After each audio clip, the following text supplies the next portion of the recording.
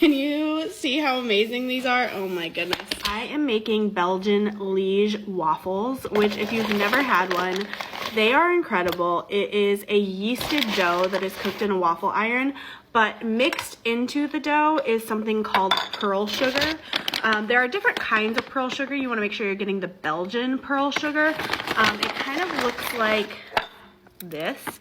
They're like these big nibs of sugar, and you mix that into the dough, and then some of that kind of caramelizes on the outside of the dough in the waffle iron.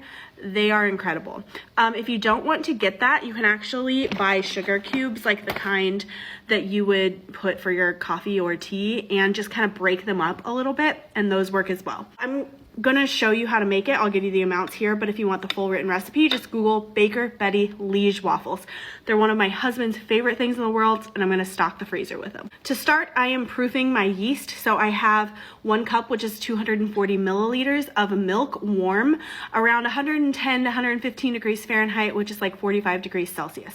I added in here 7 grams or 1 package of yeast. I am using active dry yeast. You can use active dry or instant or rapid rise yeast, all fine.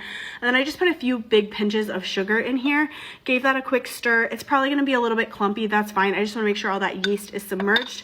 I'm gonna set this aside while I work on my other ingredients. Okay, after the pepper nut debacle, I feel like I have to pop in here to say that I am not claiming this is an authentic Belgian recipe, okay? This is just how I make them. I'm going to do this in my stand mixer, but you can absolutely do this in a big mixing bowl and just knead it by hand. I am going to start by adding 4 cups, which is 480 grams of all-purpose flour into the mixing bowl. Also going to add 1 1/4 teaspoon of salt and 50 grams, which is 1/4 cup of granulated sugar, white sugar. Also need 85 grams, which is 6 tablespoons of very soft butter. I am using unsalted butter. I always bake with unsalted butter so I can control the salt. If you have salted butter on hand, just reduce the salt to 1 teaspoon instead of 1 1/4 teaspoon. I'm also adding in 2 large eggs. As soon as your yeast mixture is frothy like this on top, you know you can go ahead and move ahead.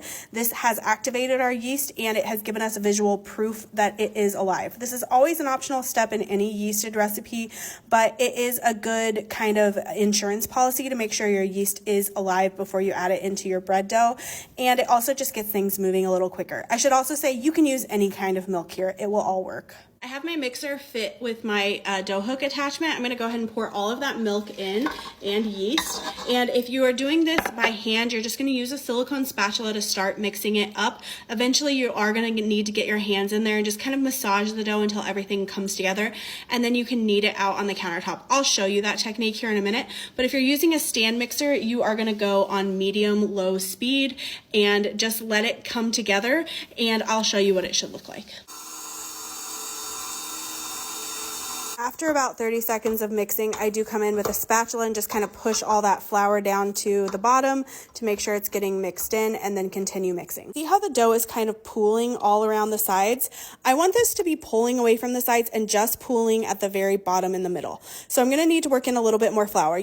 You can work in like maybe up to another cup or 120 grams more flour.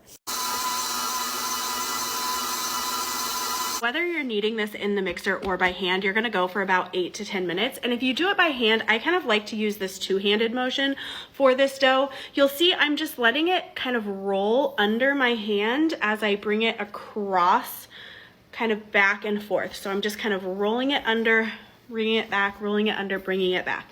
I'm not pushing down into the counter. I'm going across the dough to kind of help stretch it out to build our gluten strength.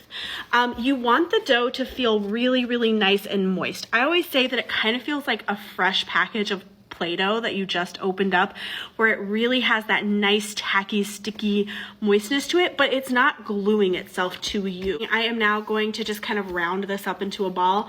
I'm just gonna drop it right back down into my same mixing bowl, and I will cover this with a damp towel, and I'm gonna let this rest. It needs to rest for about 30 minutes if you used instant yeast, and about an hour if you use active dry yeast. And I'm gonna go take a shower and I'll come back. We'll work in the pearl sugar and we'll start putting them on the waffle iron. And it's been about an hour. My dough has risen quite a bit. So I'm just gonna pull the dough out on the counter. You really shouldn't need flour. If it's feeling incredibly sticky, you could put a little flour out. And I'm just gonna start by kind of pressing this out flat so that I have like a wider surface to sprinkle my sugar on. Now I'm going to take that pearl sugar. I have about 2 cups of it, which is about 225 grams. And I'm just gonna kind of like sprinkle it all over the dough and sort of spread it out. All right, now that you have the sugar kind of spread out and just like a little bit pushed into the dough, I'm going to start by kind of just enclosing it all into the middle of the dough. And then we are going to gently knead this in until it is all distributed. And I'm gonna be gentle because I don't really wanna break up the dough a lot, and that sugar is really kind of like pokey.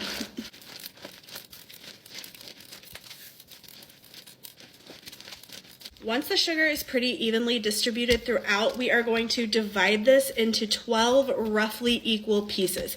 And I just like to use a bench knife, so I'll divide it in half, and then each half in half, and then each quarter in 3 pieces so that I have 12 pieces. You could also weigh the whole amount of dough and then divide that by 12 and then weigh each piece.